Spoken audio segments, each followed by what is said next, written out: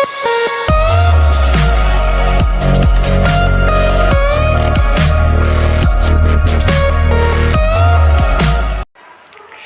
teman-teman, perkenalkan nama saya Basiratul Hidayah dari kelas 10 Desain Komunikasi Visual.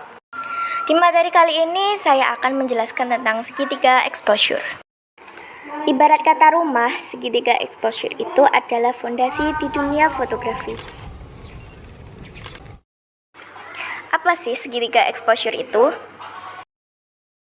Exposure triangle atau segitiga exposure adalah 3 elemen dasar yang berfungsi untuk mengatur pencahayaan yang ada di fotografi. Jadi, bagus tidaknya hasil foto kalian tergantung dari segitiga exposure atau settingan di HP kalian.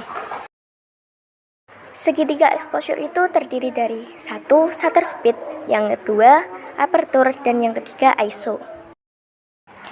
Shutter speed adalah kecepatan waktu aperture terbuka dalam menerima cahaya yang masuk. Nah, shutter speed ini terbagi menjadi 2 bagian, shutter speed cepat dan shutter speed lambat. Shutter speed cepat itu dapat dikategorikan mulai dari 1/250 sampai 1/8000. Shutter speed lambat itu dapat dikategorikan mulai dari 30 detik sampai 1/30 detik. Nah, di sini saya akan memfoto sebuah kipas. Yang pertama, saya akan menggunakan shutter speed yang lambat. Shutter speed yang lambat, pas difoto, otomatis kipasnya kayak kelihatan muter gitu. Di foto yang kedua, saya menggunakan shutter speed yang agak cepat, yaitu 1/250. Ketika saya menggunakan shutter speed yang cepat, otomatis kipasnya kelihatan kayak diam gitu, padahal itu masih bergerak loh.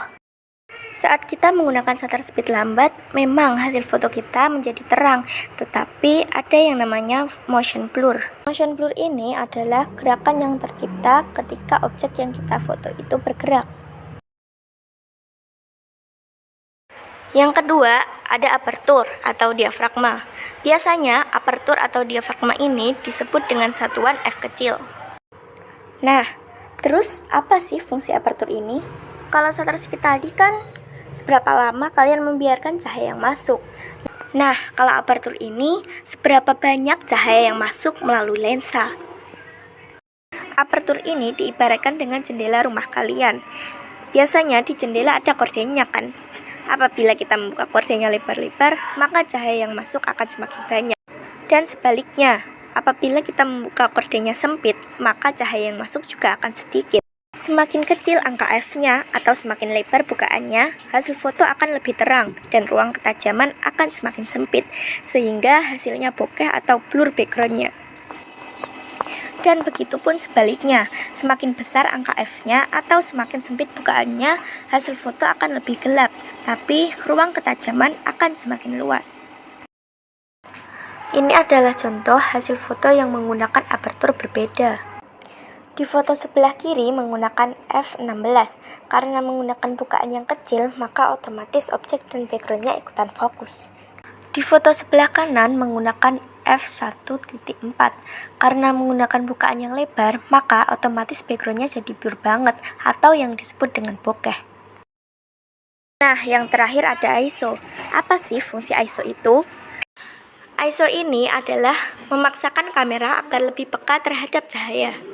Namun, apabila nilai ISO semakin tinggi, maka akan menghasilkan gambar yang banyak noise atau bintik hitam pada foto. Sedangkan semakin rendah nilai ISO, maka akan semakin jernih foto tersebut. Sekian penjelasan materi dari saya, semoga bermanfaat untuk teman-teman sekalian.